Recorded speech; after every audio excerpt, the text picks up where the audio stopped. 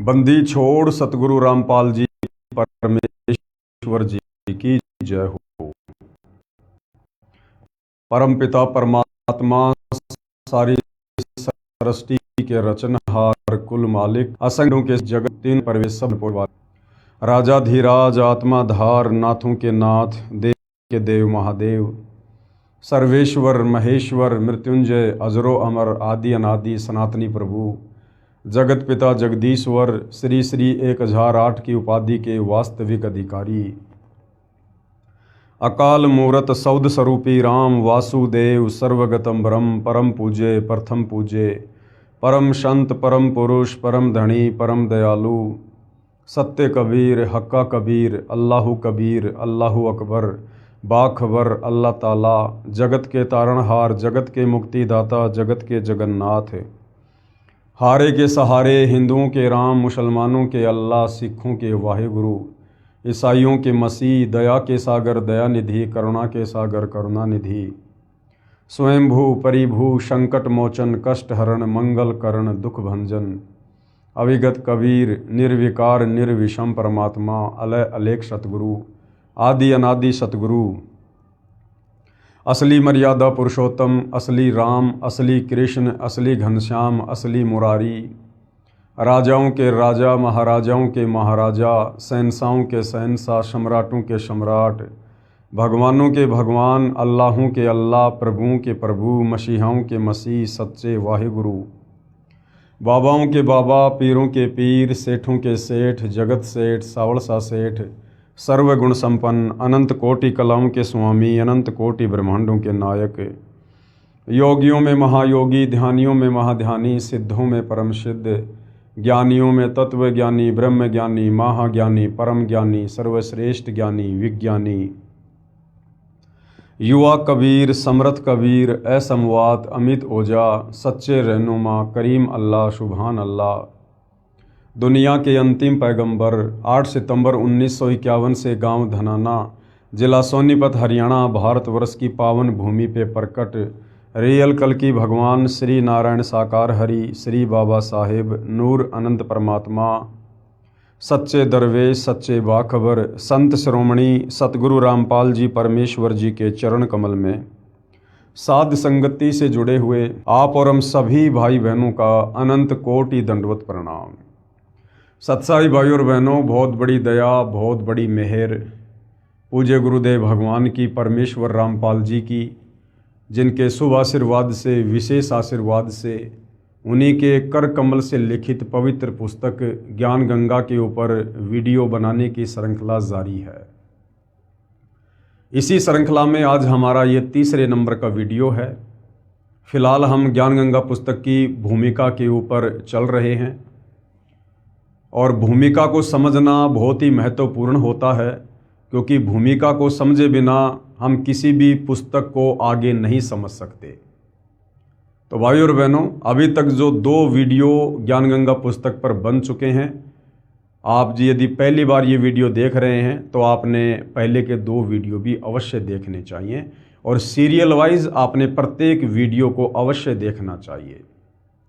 विशेषकर हिंदू समाज से जुड़े श्रद्धालु भगत भाई बहन, उनके लिए ये पवित्र पुस्तक ज्ञान गंगा किसी वरदान से कम नहीं है, क्योंकि जो ज्ञान हमें हमारे तत्व ज्ञानहीन धर्म गुरु सतयुग से लेकर वर्तमान समय तक नहीं दे पाए, वो समस्त शास्त्रों से प्रमाणित ज्ञान आप जी को इस पवित्र पुस्तक ज्ञान गंगा में पढ़ने को मिलेगा।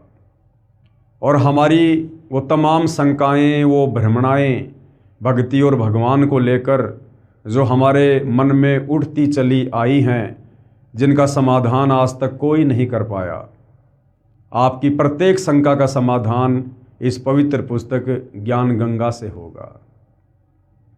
भाई और बहनों, मुझे ये कहने में कोई अतिशयोक्ति नहीं है कि इस पवित्र पुस्तक ज्ञान गंगा को जिस महापुरुष ने अपने कर कमल से लिखा है, परमेश्वर रामपाल जी ने, इस ज्ञान गंगा पुस्तक को समझने में ब्रह्मा विष्णु महेश और अन्य देवी देवता भी सक्षम नहीं है।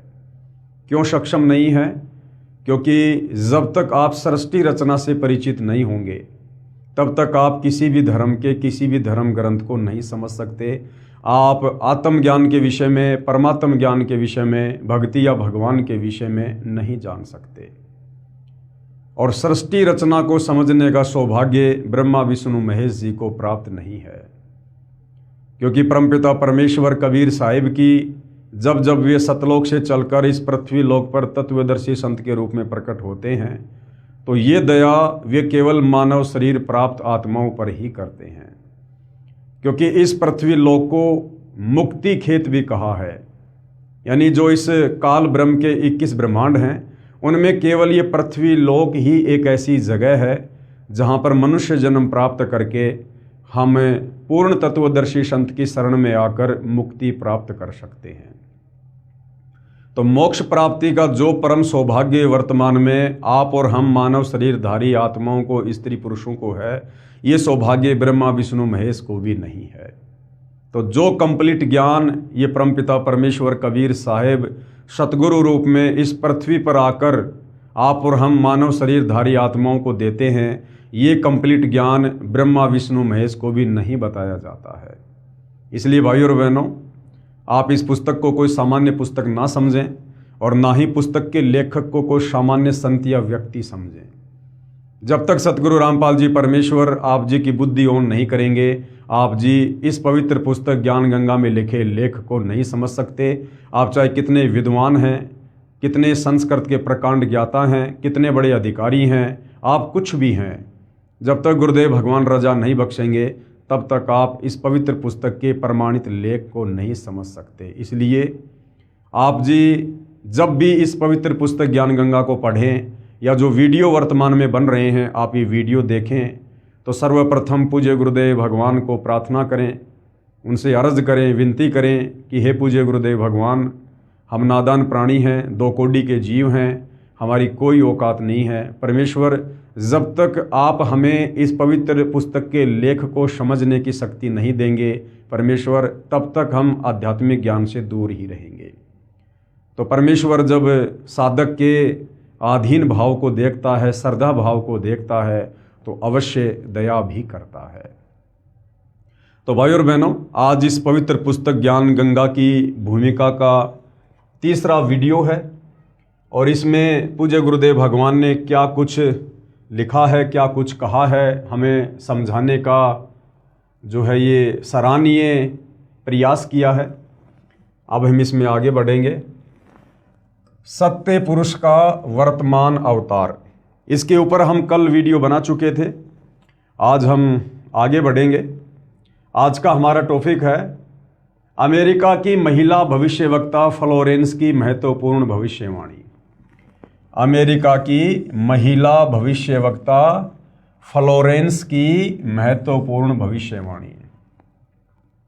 परम पूज्य परमेश्वर सतगुरु रामपाल जी को लेकर सदियों पहले बहुत सारे भविष्यवक्ताओं ने, जैसे अमेरिका के न्यू जर्सी शहर की रहने वाली फ्लोरेंस, फ्रांस देश के नास्ट्रेडमस, बाबा वेंगा और भी बहुत सारे जाने माने भविष्यवक्ताओं ने भविष्यवाणियाँ की हैं। और उनकी भविष्यवाणियाँ जिस महापुरुष के ऊपर की गई हैं वो केवल सतगुरु रामपाल जी परमेश्वर जी के ऊपर ही खरी उतरती हैं।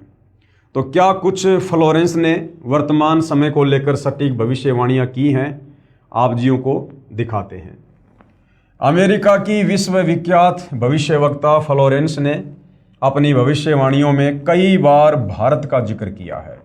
द फॉल ऑफ सेसेशनल कल्चर नाम की अपनी पुस्तक में उन्होंने लिखा है कि सन 2000 आते आते प्राकृतिक संतुलन भयावह रूप से बिगड़ेगा।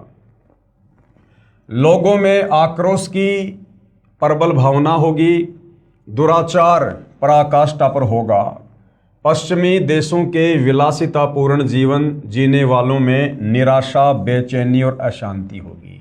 ये पश्चिमी देश कौन है? America, England, Britain, France, Germany, ये हैं पश्चिमी देश।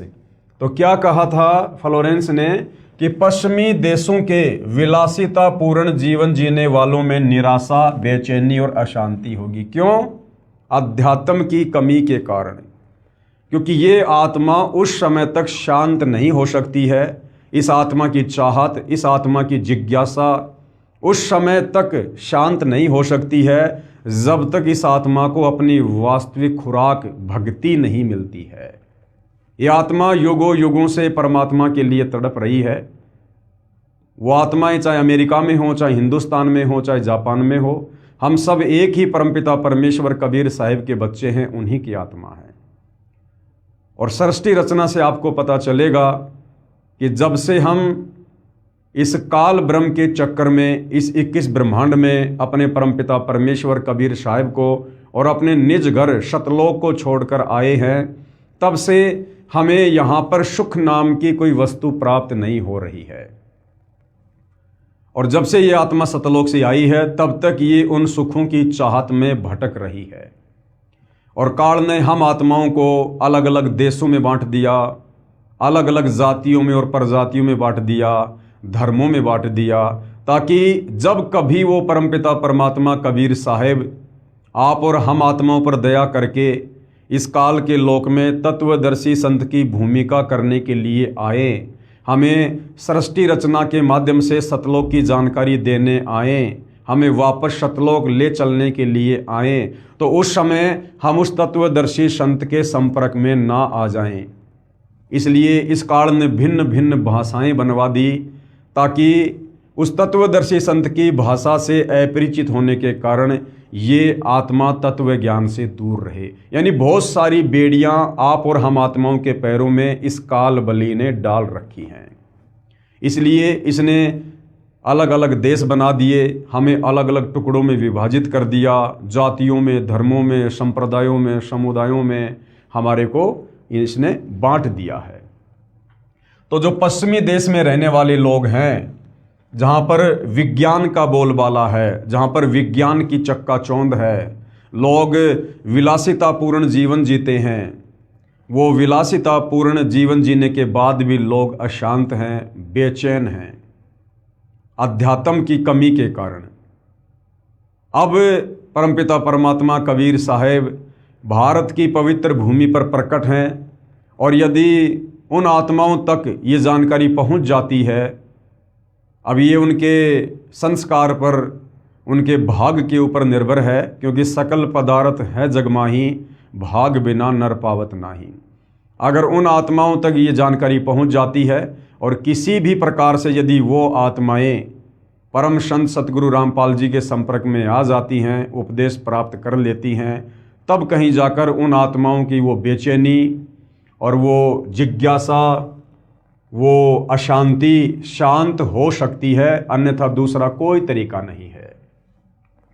पश्चिमी देशों के विलासितापूर्ण जीवन जीने वालों में निराशा, बेचैनी और अशांति होगी, जो वर्तमान में हम देख भी रहे हैं। अतृप्त अभिलाषाएं, यानी कितना ही विज्ञान के माध्यम से आविष्कार कर लो, फिर भी उनकी अभिलाषाएं शांत नहीं हो सकती। पहले साइकिल बनाई, फिर आगे बढ़े मोटरसाइकिल बनाई, उससे भी शांति नहीं मिली। फिर चौपहिया वाहन बनाया, उससे भी शांति नहीं मिली। फिर एरोप्लेन बनाई, उससे भी शांति नहीं मिली। उसके बाद मंगल ग्रह पे जाने की योजना बना रहे हैं, चांद पर इंसान पहुंच चुका है। अर्थात जब तक हम सतलोक नहीं चले जाएंगे तब तक इस काल के 21 ब्रह्मांड में हमारी अभिलाषाएं इसी प्रकार से उबाल खाती रहेंगी। अतृप्त अभिलाषाएं और जोर पकड़ेंगी, जिससे उनमें आपसी कटुता बढ़ेगी, यानी उनका भाईचारा बिगड़ेगा, चारों ओर हिंसा और बर्बरता का वातावरण होगा। ऐसा वातावरण होगा कि चारों ओर हाहाकार मच जाएगा। और वर्तमान में हम देख रहे हैं भाई और बहनों, किस प्रकार से यूक्रेन और रसिया के बीच में युद्ध छिड़ा हुआ है, किस प्रकार से ईरान और इजराइल के बीच में, ईरान और अमेरिका के बीच में, पाकिस्तान और अफ़गानिस्तान के बीच में। और वर्तमान में हम युग परिवर्तन के दौर में जी रहे हैं, और युग परिवर्तन अटल सत्य है, क्योंकि इसी पवित्र पुस्तक में कबीर परमेश्वर सतगुरु रामपाल जी ने अपने कर कमल से लिखा हुआ है कि युग परिवर्तन का निर्धारित समय सन 1905 से लेकर 2028 तक है। तो हम युग परिवर्तन की दहलीज पर हैं, और जब जब युग परिवर्तन होता है भयंकर जनहानि होती है, त्राहिमाम त्राहिमाम होता है। मुश्किल से 1.5 वर्ष का समय है, क्योंकि हम वर्तमान में मई 2026 में जी रहे हैं और 2028 युग परिवर्तन का अंतिम दौर है। उससे पहले पहले जो तांडव यहाँ पर काल और दुर्गा के द्वारा मचाया जाएगा, शायद आप और हमने पहले कभी कल्पना भी नहीं की होगी। चाहे मानव निर्मित आपत्तियां आए, चाहे प्राकृतिक आपत्तियां आए, हर प्रकार से ये मानव शरीरधारी प्राणी या लक 84 योनियों के प्राणी इस समय असहनीय पीड़ाओं को जो है प्राप्त होंगे, क्योंकि ये युग परिवर्तन का दौर है। लेकिन क्या होगा? लेकिन भारत से उठने वाली एक नई विचारधारा। अब भारत से कौन सी विचारधारा उठेगी भाई? भक्ति की, अध्यात्म की, शास्त्र अनुकूल साधना की, जो विचारधारा सन 1994 से सतगुरु रामपाल जी ने लागू कर रखी है। यानी सन 1994 से सतगुरु रामपाल जी ने अपने यथार्थ तत्व ज्ञान का प्रचार प्रसार करना शुरू किया था। लेकिन भारत से उठने वाली एक नई विचारधारा इस घातक वातावरण को समाप्त कर देगी। वह विचारधारा वैज्ञानिक दृष्टि से सामंजस्य और भाईचारे का महत्व समझाएगी। यानी जो सतगुरु रामपाल जी की अध्यात्म वाली विचारधारा है, वो लोगों को समझाएगी वैज्ञानिक दृष्टि से कि भाई विज्ञान और धर्म में आपस में विरोधाभास नहीं है, विज्ञान और धर्म की कोई टक्कर, कोई मुकाबला नहीं है। अध्यात्म ज्ञान के अभाव में लोग समझ नहीं पा रहे हैं और लोग सोचते हैं कि जो लोग धार्मिक होते हैं वो लोग मूर्ख होते हैं, पागल होते हैं, उन्हें जीवन जीने का नहीं पता होता है। ये विज्ञान को फॉलो करने वाले लोगों का मत होता है। लेकिन असल में विज्ञान का और धर्म का कोई टकराव नहीं होता है, अपितु विज्ञान तो धर्म के आगे ऊंट के मुंह में जीरे के बराबर भी नहीं है, जीरे के बराबर भी। तो सतगुरु रामपाल जी परमेश्वर जी ने हमें यही समझाया है, यही बताया है कि विज्ञान तो इस अध्यात्म को समझने के लिए परमपिता परमेश्वर जी ने दी है। ये विज्ञान अध्यात्म को समझने में सहायक है। विज्ञान से हम धर्म को समझेंगे तो विज्ञान और धर्म का आपस में कोई टकराव किसी भी प्रकार का नहीं है। वह विचारधारा वैज्ञानिक दृष्टि से सामंजस्य और भाईचारे का महत्व समझाएगी। वह यह भी समझाएगी कि धर्म और विज्ञान में आपस में विरोध नहीं है। आध्यात्मिकता की उच्चता और भौतिकता का खोखलापन सबके सामने उजागर करेगी। आध्यात्मिकता की उच्चता यानी भक्ति की शक्ति और भौतिकता का खोखलापन सबके सामने उजागर करेगी। यानी आने वाले समय में जो लोग भगत होंगे, जो भक्ति करेंगे, और भक्ति कौन सी? शास्त्र अनुकूल भक्ति। और शास्त्र अनुकूल भक्ति पूरे विश्व में जगत गुरु तत्वदर्शी सतगुरु रामपाल जी के पास है और कहीं नहीं है। तो आने वाले समय में जो लोग भक्ति करेंगे, नेक नीति से जीवन जिएंगे, सतगुरु की शरण में रहकर मर्यादा में भक्ति करेंगे, वो निरंतर ऊपर की ओर ही उठते चले जाएंगे। वो हर प्रकार की समस्याओं से, पीड़ाओं से, रोग से, कष्टों से, तीन ताप के दुख से दूर होंगे। और जो लोग विज्ञान को ही सब कुछ मानकर विलासितापूर्ण जीवन जी रहे हैं, उन लोगों के जीवन में आने वाले समय में कष्ट ही कष्ट होंगे। आध्यात्मिकता की उच्चता और भौतिकता का खोखलापन सबके सामने उजागर करेगी। मध्यम वर्ग उस विचारधारा से बहुत अधिक प्रभावित होगा। मध्यम वर्ग कौन है? आप और हमारे जैसे लोग जो ना गरीब हैं ना अमीर हैं, जो ना गरीब हैं ना अमीर हैं, अपना नेक नीति ईमानदारी से मेहनत मजदूरी करके, कोई अपने खेतों में काम करके, छोटा मोटा व्यवसाय करके जो अपना और अपने परिवार का पालन पोषण कर रहा है, उनको कहते हैं मध्यम वर्ग के लोग। तो सबसे पहले आप देख रहे होंगे सतगुरु रामपाल जी की शरण में मध्यम वर्ग के लोग ही आए हैं। मध्यम वर्ग उस विचारधारा से बहुत अधिक प्रभावित होगा। यह वर्ग समाज के सभी वर्गों को अच्छे समाज के निर्माण के लिए उत्प्रेरित करेगा। जिस प्रकार मध्यम वर्ग से आने वाले सतगुरु रामपाल जी के फॉलोअर आज ज्ञान गंगा पुस्तक को हाथ में लेकर सभी लोगों को ज्ञान समझाने की दिशा में आगे बढ़ रहे हैं। एक अच्छे और स्वच्छ समाज का निर्माण करने के लिए बीड़ा उठा रखा है ज्ञान आधार से। यह वर्ग समाज के सभी वर्गों को अच्छे समाज के निर्माण के लिए उत्प्रेरित करेगा। यह विचारधारा पूरे विश्व में चमत्कारी परिवर्तन लाएगी। यही सतगुरु रामपाल जी का ज्ञान, सतगुरु रामपाल जी के द्वारा दी गई शास्त्र अनुकूल शतभक्ति पूरे विश्व को बदल के रख देगी आने वाले समय में। आगे उस फ्लोरेंस ने क्या कहा, मुझे अपनी छठी अतीन्द्रिय शक्ति से ये एहसास हो रहा है कि इस विचारधारा को जन्म देने वाला वह महान संत भारत में जन्म ले चुका है। अब भाइयों और बहनों, ये जितने भी भविष्य वक्ता होते हैं इनको अध्यात्म के विषय में कोई विशेष जानकारी नहीं होती है। ये शास्त्र अनुकूल शतभक्ति से परिचित नहीं होते हैं। ये जो भी कुछ भविष्यवाणी करते हैं ये इनकी अपनी भक्ति कमाई होती है। जब इन्होंने कभी किसी जन्म में, जब इनको मनुष्य जन्म प्राप्त था स्त्री या पुरुष का, और इन्होंने तत्वदर्शी संत की शरण में आकर जैसी भी भक्ति की परंतु ये मोक्ष प्राप्त नहीं करवा पाए, तो उस समय की गई भक्ति के प्रतिफल में, उसके स्वरूप में आगे जब इनको मनुष्य जन्म मिलता है तो पूर्व जन्म की थोड़ी बहुत भक्ति इनके पास में शेष रह जाती है। उस भक्ति के आधार से इस प्रकार के जो ये दर्शन हैं, ये लोग इस प्रकार की भविष्यवाणियां जो है ये करते हैं।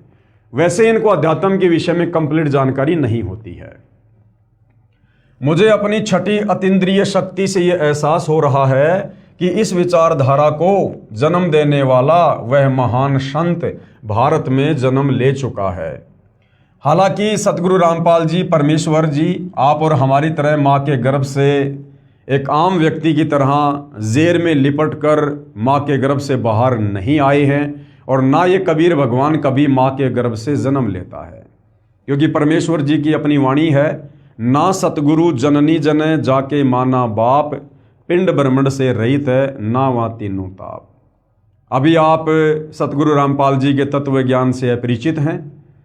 अभी आप पहले उनके ज्ञान को थोड़ा अच्छे से समझिएगा, सत्संग सुनिएगा, फिर जब आप उनकी शरण में आकर भक्ति शुरू करेंगे, परमेश्वर आपका ज्ञान योग खोलेंगे, फिर आपको ये सारी बातें समझ में आएंगी कि क्यों तत्वदर्शी संत कभी माँ के गर्भ से जन्म नहीं लेता है।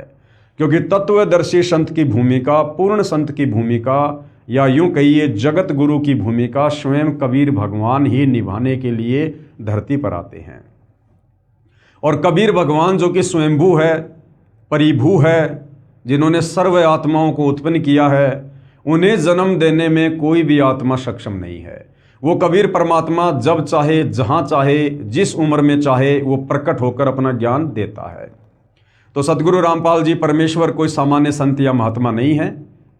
अगर हम इनको जगत गुरु कहते हैं, तत्वदर्शी संत कहते हैं, तो जगत गुरु और तत्वदर्शी संत ये दोनों भूमिका कबीर परमेश्वर जी के अलावा सृष्टि में कोई अन्य नहीं कर सकता है। ठीक है, परमपिता परमेश्वर की लीलाएं अजब गजब है। आप और हम सामान्य प्राणी इतना जल्दी समझने में सक्षम नहीं हैं, लेकिन यदि हम उनका ज्ञान सुनते रहे, भक्ति करते रहे, तो एक न एक दिन परमेश्वर हमारा ज्ञान योग अवश्य खोलेंगे और हमें ये गुप्त रहस्य भी समझ में आने लगेंगे। वह महान संत भारत में प्रकट हो चुका है और सतगुरु रामपाल जी 8 सितंबर 1951 से प्रकट हैं। उस संत के ओजस्वी व्यक्तित्व का प्रभाव सबको चमत्कृत करेगा। ओजस्वी व्यक्तित्व मतलब जो ज्ञान वो देंगे, जो समाधान वो देश और दुनिया का करेंगे, आने वाले समय में तीसरे विश्व युद्ध को जो रोकेंगे, भारत देश की अन्य देशों के आक्रमण से रक्षा करेंगे, तो इस प्रकार का जो प्रभाव होगा, जो ये चमत्कार होंगे, वो देश और दुनिया को प्रभावित करेंगे। उस संत के ओजस्वी व्यक्तित्व का प्रभाव सबको चमत्कृत करेगा। उसकी विचारधारा अध्यात्म के कम होते जा रहे प्रभाव को फिर से नई स्फूर्ति देगी। चारों ओर आध्यात्मिक वातावरण होगा, यानी घर घर में सतगुरु रामपाल जी की भक्ति होगी, घर घर में सतगुरु रामपाल जी की पूजा होगी। हर व्यक्ति नेक नीति ईमानदारी से अपना जीवन जिएगा, वो स्वयं भी जिएगा और दूसरों को भी जीने देगा। तो एक प्रकार से आध्यात्मिक वातावरण पूरे विश्व में फिर से पनपेगा। संत की विचारधारा से प्रभावित लोग विश्व के कल्याण के लिए पश्चिम की ओर चलेंगे। धीरे धीरे एशिया, यूरोप और अमेरिका पर पूरी तरह छा जाएंगे। यानी इन देशों में सतगुरु रामपाल जी का आने वाले समय में जोरों शोरों से ज्ञान प्रचार होगा। उस संत की विचारधारा से पूरा विश्व प्रभावित होगा और उनके चरण चिन्हों पर चलेगा। यानी जो सतगुरु रामपाल जी की भक्ति मर्यादा हैं, उन मर्यादाओं में रहकर लोग भक्ति करेंगे, अपना जीवन यापन करेंगे। पश्चिमी देश के लोग उन्हें ईसा कहेंगे।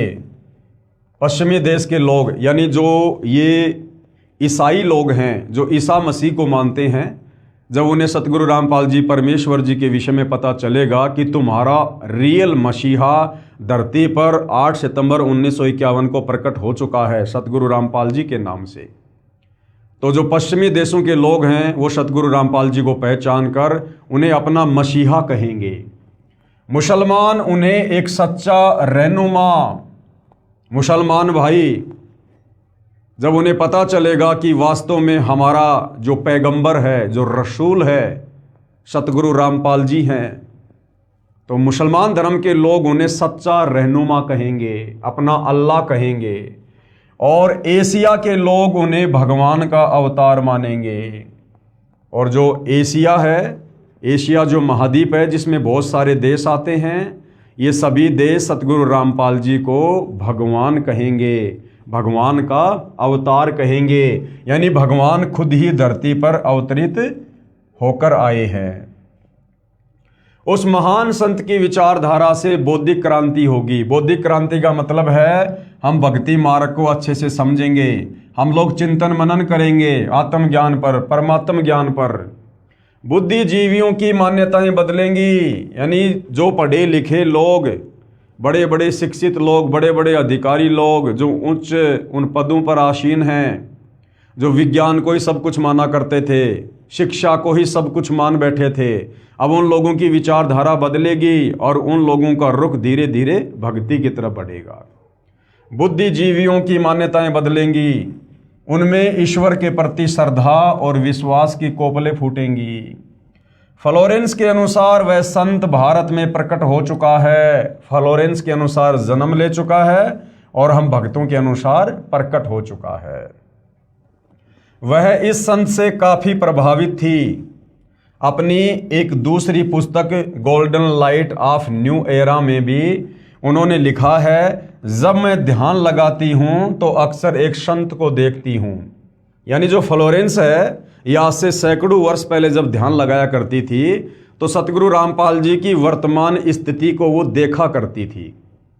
जब मैं ध्यान लगाती हूं तो अक्सर एक संत को देखती हूं, गौर वर्ण यानी गोरा रंग, गौर वर्ण का है, सफेद बाल हैं, उनके मुख पर न दाढ़ी है न मूंछ है। उस संत के ललाट यानी माथे पर गजब का तेज होता है। उनके ललाट पर आकाश से एक नक्षत्र के प्रकाश की किरणें निरंतर बरसती रहती हैं। मैं देखती हूं कि वह संत अपनी कल्याणकारी विचारधारा तथा अपने सत्य चरित्र प्रबल अनुयायियों की शक्ति से संपूर्ण विश्व में नए ज्ञान का प्रकाश फैला रहे हैं। यानी वर्तमान में देश और दुनिया में जिस प्रकार से सतगुरु रामपाल जी का तेजी से प्रचार प्रसार हो रहा है, ये सत भक्ति मार्ग जो तेजी से बढ़ रहा है, इस समय को फ्लोरेंस जब ध्यान लगाती थी तो सैकड़ों वर्ष पहले वो देखा करती थी। वह संत अपनी शक्ति निरंतर बढ़ा रहे हैं। अब सतगुरु रामपाल जी के द्वारा निरंतर अपनी शक्ति बढ़ाने का मतलब ये नहीं है कि सतगुरु रामपाल जी कोई जिम करते हैं या कोई व्यायाम करते हैं, अपने शरीर की शक्ति बढ़ा रहे हैं। सतगुरु रामपाल जी तो सर्वशक्ति संपूर्ण हैं, इन्होंने अपनी शक्ति बढ़ाने की आवश्यकता नहीं है। यहाँ पर जिस शक्ति की बात फ्लोरेंस ने की है वो है आध्यात्मिक शक्ति। यानी सतगुरु रामपाल जी के भगत जिस प्रकार से सतगुरु रामपाल जी से ज्ञान प्राप्त करके फिर समाज में अन्य लोगों को ज्ञान समझाने की दृष्टि से ज्ञान प्रचार कर रहे हैं, जिस प्रकार सतगुरु रामपाल जी के ज्ञान का प्रचार प्रसार भारत देश सहित अन्य देशों में दिन दोगुना रात चौगुना बढ़ रहा है, यहाँ पर उस शक्ति की बात जो है फ्लोरेंस के द्वारा की गई है। वह संत अपनी शक्ति निरंतर बढ़ा रहे हैं, उनमें इतनी शक्ति है कि वह प्राकृतिक परिवर्तन भी कर सकते हैं। यानी फ्लोरेंस का कहना कि उस महान संत में इतनी शक्ति है कि वो चाहे तो प्राकृतिक परिवर्तन भी कर सकते हैं, वो बाढ़ को भी रोक सकते हैं, वो अतिवृष्टि अनावृष्टि ओलावृष्टि या फिर अकाल जैसी स्थिति को भी रोक सकते हैं। यानी किसी भी प्रकार का कोई भी प्राकृतिक परिवर्तन करने में वर्तमान में सतगुरु रामपाल जी सक्षम हैं। उनमें इतनी शक्ति है कि वह प्राकृतिक परिवर्तन भी कर सकते हैं। वह अपना कार्य वैज्ञानिक ढंग से करेंगे, परंतु ये वर्तमान समय कलयुग की बिचली पीढ़ी का है, मोक्ष का प्राइम टाइम है, और इस समय सतगुरु रामपाल जी ने चमत्कार ना करके अपने ज्ञान के माध्यम से आत्माओं को मोक्ष के लिए तैयार करना है। तो वर्तमान में सीधा सीधा चमत्कार ना करके सतगुरु रामपाल जी वैज्ञानिक दृष्टिकोण से चलेंगे। अब जैसे कुछ दिन पहले हरियाणा में बाढ़ आई, लोगों के गांवों में घरों में खेतों में पानी भर गया, जनजीवन अस्त व्यस्त होने लगा। लोगों ने सतगुरु रामपाल जी से जो है अर्ज की, प्रार्थना की, तो सतगुरु रामपाल जी ने समर्थ होते हुए और वैज्ञानिक तरीके से काम किया। यानी वैज्ञानिकों को परमात्मा ने जो सद्बुद्धि दी और जो वैज्ञानिक उपकरण बनवाए, उन वैज्ञानिक उपकरणों के माध्यम से, मोटर और पाइप के माध्यम से उन्होंने उन किसानों के खेतों का, घरों का पानी जो है बाहर निकलवाया। यानी वो संत वैज्ञानिक ढंग से अपना काम जो है वो करेगा। उनमें इतनी शक्ति है कि वह प्राकृतिक परिवर्तन भी कर सकते हैं, वह अपना कार्य वैज्ञानिक ढंग से करेंगे। जैसे भाई और बहनों, हम सुना करते थे एक ऋषि का नाम अगस्त्य ऋषि, और उनके बारे में कहा जाता है कि उन्होंने 7 समुद्रों का पानी एक घूंट में पी लिया अपनी सिद्धि से। अब अगर उस अगस्त्य ऋषि की तुलना सतगुरु रामपाल जी से की जाए तो वो अगस्त्य ऋषि और उसकी पावर, उसकी सिद्धियां सतगुरु रामपाल जी के पैर के नाखून के बराबर भी नहीं है। जब वो छोटा सा ऋषि इस प्रकार का चमत्कार कर सकता है, 7 समुद्रों के पानी को मात्र एक घूंट में पी सकता है, तो सतगुरु रामपाल जी के लिए हरियाणा के किसानों का पानी अपनी समर्थता से सुखाने में भला क्या देरी थी। लेकिन ये परमात्मा वर्तमान में इस कलयुग की बिचली पीढ़ी में इस प्रकार के चमत्कार खुल्लम खुल्ला नहीं करेगा, ये वैज्ञानिक तरीके से अपना कार्य करेगा। उनमें इतनी शक्ति है कि वह प्राकृतिक परिवर्तन भी कर सकते हैं, वह अपना कार्य वैज्ञानिक ढंग से करेंगे। उनकी कृपा और प्रयत्नों से मानवीय सभ्यता में नई जागृति आएगी। यानी जिस प्रकार से वर्तमान में आध्यात्मिकता के अभाव के चलते इंसान के व्यवहार में, इंसान के नेचर में, इंसान के चरित्र में जो गिरावट आ चुकी है, वो धीरे धीरे वापस अपनी उसी वास्तविक स्थिति पर आएगी। यानी लोगों में फिर से जागृति आएगी, लोग भक्ति मार्ग पर चलेंगे, सही मायने में लोग एक इंसान बनेंगे। उनकी कृपा और प्रयत्नों से मानवीय सभ्यता में नई जागृति आएगी, विश्व के समस्त जन समूह में नई चेतना का संचार होगा, लोक शक्ति का नया रूप उभर कर सामने आएगा। लोक शक्ति का नया रूप, अब ये लोक शक्ति का नया रूप क्या है? यानी इस विश्व में यदि आने वाले समय में किसी महापुरुष को सबसे ज़्यादा अगर समर्थन मिलेगा जनता का, तो केवल सतगुरु रामपाल जी को मिलेगा। लोक शक्ति का एक नया रूप उभर कर सामने आएगा, जो सत्ताधारियों की मनमानियों पर अंकुश लगा देगा। यानी आने वाले समय में सतगुरु रामपाल जी को देश और दुनिया का इतना ज़बरदस्त समर्थन मिलेगा, ये जो सत्ताधारी लोग हैं, जो राजनेता हैं, इनकी मनमानियों के ऊपर अंकुश लग जाएगा। मजबूर हो जाएंगे ये राजनेता सतगुरु रामपाल जी के प्रवचन सुनने के लिए, सतगुरु रामपाल जी से उपदेश लेकर उनकी आज्ञा में रहकर सच्ची नीयत से राज्य करने के लिए। सत्ताधारियों की मनमानियों पर अंकुश लगा देगा। मनोचिकित्सक तथा सम्मोहन कला के विश्व प्रसिद्ध ज्ञाता डॉक्टर मोरे बर्नस्टीन की फ्लोरेंस से अच्छी दोस्ती थी। एक बार फ्लोरेंस ने उनसे भी कहा था, डॉक्टर, वह समय बड़ी तेजी से नजदीक आ रहा है जब सत्ता लोलुप राजनेताओं की अपेक्षा आप जैसे समाज सेवकों की बातें समाज अधिक ध्यान से सुनेगा। 21वीं सदी के आते आते यानी सन 2000 के आते आते एक नई विचारधारा पूरे विश्व को प्रभावित करेगी। कौन सी विचारधारा? अध्यात्म की विचारधारा। सतगुरु रामपाल जी की भक्ति वाली विचारधारा पूरे विश्व को प्रभावित करेगी। हर राष्ट्र में सत्य चरित्र धार्मिक लोगों का संगठन लोगों के दिमाग में बैठी गलत मान्यताओं को बदल देगा। ये विचारधारा भारत से प्रस्फुटित होगी, यानी इस विचारधारा का जन्म भारत देश से होगा, वहीं से पूरे विश्व में फैलेगी। मैं उस पवित्र स्थान पर एक प्रचंड तपस्वी को देख रही हूं। यानी जो फ्लोरेंस थी वो सतगुरु रामपाल जी के विषय में कह रही है कि मैं उस पवित्र स्थान पर यानी सतलोक आश्रम बरवाड़ा उस बहन को उस समय अपनी ध्यान अवस्था में दिखाई दे रहा था, जहां बैठकर सतगुरु रामपाल जी देश और दुनिया को आध्यात्मिक ज्ञान दे रहे थे। मैं उस पवित्र स्थान पर एक प्रचंड तपस्वी को देख रही हूं जिसका तेज बड़ी तेजी से फैल रहा है, यानी उनका ज्ञान बड़ी तेजी से फैल रहा है। मनुष्य में सोए देवत्व को जगाने तथा धरती का स्वर्ग जैसा बनाने के लिए वह संत दिन रात प्रयत्न कर रहे हैं, सत्संग कर करके, अपने भक्तों के माध्यम से ज्ञान प्रचार करवा करवा के। एक पत्रकार ने सन 1964 में फ्लोरेंस से पूछा था कि क्या वह दुनिया का भविष्य बता सकती है, तो फ्लोरेंस ने इसके जवाब में कहा था, 1970 की शुरुआत व्यापक उथल पुथल के साथ होगी। 1989-1980 के बाद ऐसे ऐसे भूकंप आएंगे कि न्यू जर्सी का कुछ हिस्सा तथा यूरोप और एशिया के कई देशों के स्थान भूकंप से नष्ट हो जाएंगे, और इसकी प्रत्येक भविष्यवाणी आज तक सही सिद्ध हुई है। कुछ हिस्से जलमग्न भी हो जाएंगे। तीसरा विश्व युद्ध का आतंक सबके दिमाग में बैठ जाएगा। अब वो समय आ गया है भाई और बहनों, जिस प्रकार से एक देश दूसरे देश का दुश्मन बनकर बैठा है, दुनिया तीसरे विश्व युद्ध के मुहाने पर खड़ी है।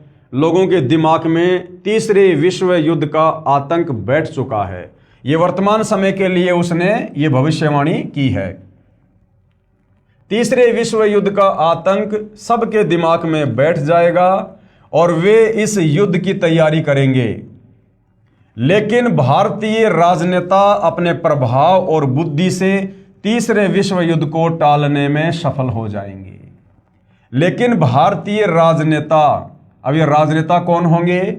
ये राजनेता वही होंगे जो सतगुरु रामपाल जी से उपदेश प्राप्त करके फिर सतगुरु रामपाल जी की नियम और मर्यादाओं में रहकर राज्य करेंगे, और सतगुरु रामपाल जी से सलाह मशवरा करके उनकी आज्ञा लेकर और उनके बताए अनुसार फिर वो राजनेता जो भगत ही होंगे वो तीसरे विश्व युद्ध को रोकने में सफल होंगे।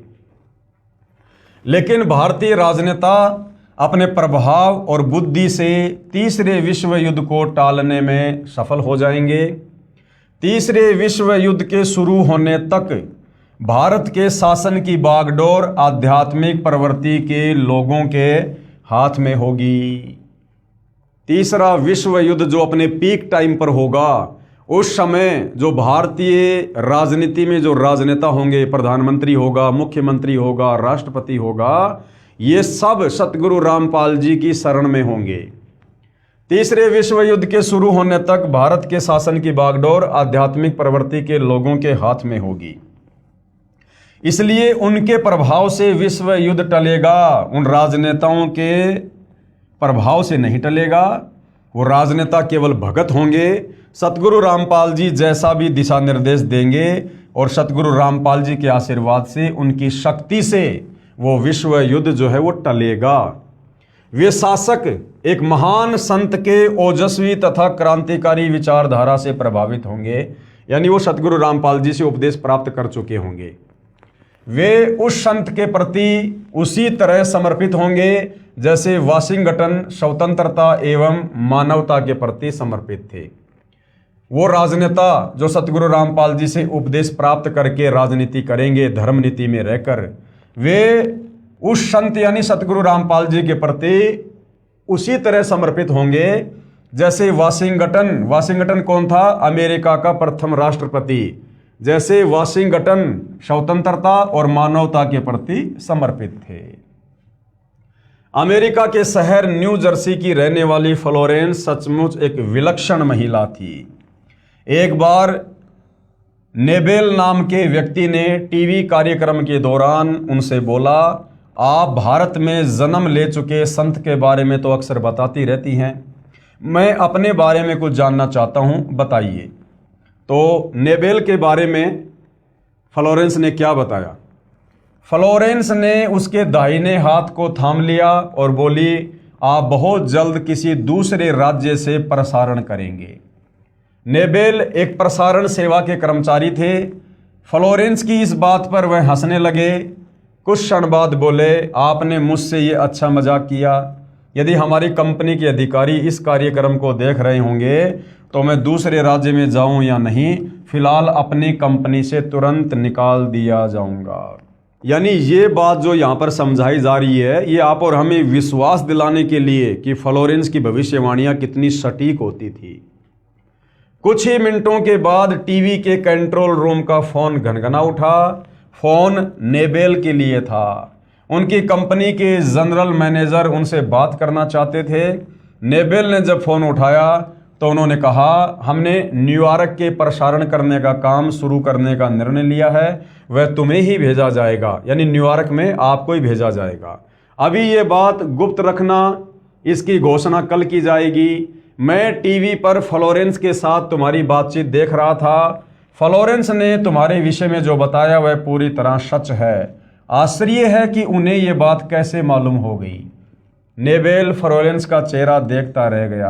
यानी इतनी सटीक भविष्यवाणी फ्लोरेंस की है, तो जो भविष्यवाणी फ्लोरेंस ने उस महान संत सतगुरु रामपाल जी के विषय में वर्तमान समय को लेकर की हुई है आज से सैकड़ों वर्ष पहले, तो फिर वो भला झूठी कैसी हो सकती हैं। कुछ पत्रकारों ने उनसे एक बार पूछा था कि वह भविष्य को कैसे देख लेती है तथा गायब व्यक्ति या वस्तुओं का पता कैसे लगा लेती है, तो फ्लोरेंस ने बताया, मुझे स्वयं नहीं मालूम कि ऐसा कैसे संभव हो जाता है। दास ने आपको थोड़ी देर पहले बताया कि ये जितने भी भविष्य वक्ता हैं, ये जो भविष्यवाणियां करते हैं, ये जो भविष्य को देखते हैं ध्यान अवस्था में, इनके पूर्व जन्म की भक्ति कमाई होती है। उस भक्ति कमाई के चलते ये इस प्रकार के दर्शन भविष्य के कर लेते हैं। बाकी वैसे ये भक्ति मार्ग से परिचित नहीं होते हैं। तो फ्लोरेंस कह रही है कि मुझे स्वयं नहीं मालूम कि ऐसा कैसे संभव हो जाता है। मैं भविष्य के विषय में एक बहुत महत्वपूर्ण बात बता रही हूं।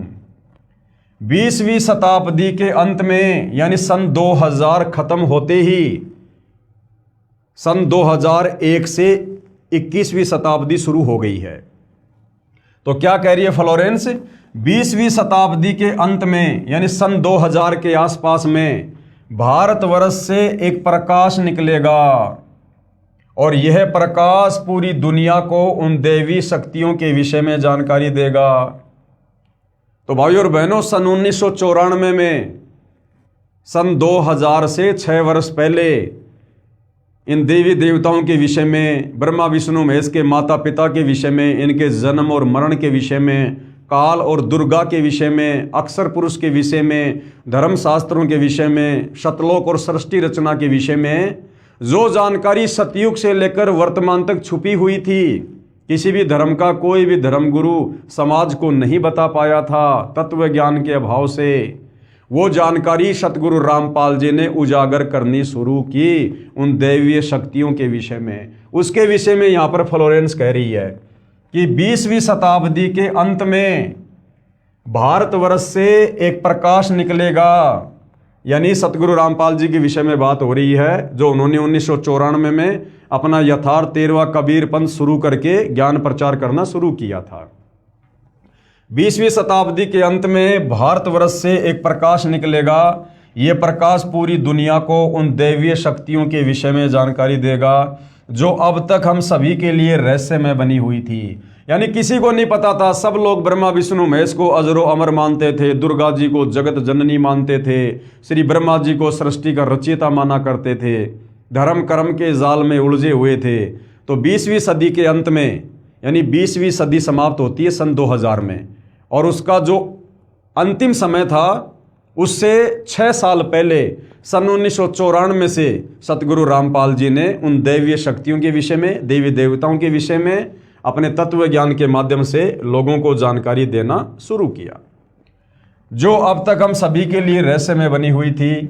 देवी शक्तियों की जानकारी जो सतगुरु रामपाल जी महाराज द्वारा बताई गई है, कृपया पढ़ें इसी पुस्तक के पेज नंबर 20 पर सृष्टि रचना। एक दिव्य महापुरुष द्वारा ये प्रकाश पूरे विश्व में फैलेगा। ये अध्यात्म वाला, भक्ति मार्ग वाला एक दिव्य महापुरुष यानी सतगुरु रामपाल जी के द्वारा ये प्रकाश, अध्यात्म का प्रकाश पूरे विश्व में फैलेगा। वह सभी को सत मार्ग पर चलने की प्रेरणा देगा, भक्ति मार्ग पर चलने की प्रेरणा देगा। समस्त दुनिया में एक नई सोच की ज्योति फैलेगी। जब मैं ध्यान अवस्था में होती हूँ तो अक्सर यह दिव्य महापुरुष मुझे दिखाई देते हैं। यानी सतगुरु रामपाल जी का वर्तमान स्वरूप फ्लोरेंस को सैकड़ों वर्ष पहले ध्यान अवस्था में ज्यों का त्यों दिखाई दिया करता था। अब भाइयों और बहनों, ये भविष्य वक्ता हैं कौन? आम आदमी को क्यों भविष्य दिखाई नहीं देता? आम आदमी क्यों भविष्यवाणी नहीं करता? अब ये फ्लोरेंस, बाबा वेंगा, नास्ट्राडामस, ये कौन आत्माएं हैं? जैसे वर्तमान में परमात्मा धरती पर हैं सतगुरु रामपाल जी के नाम से।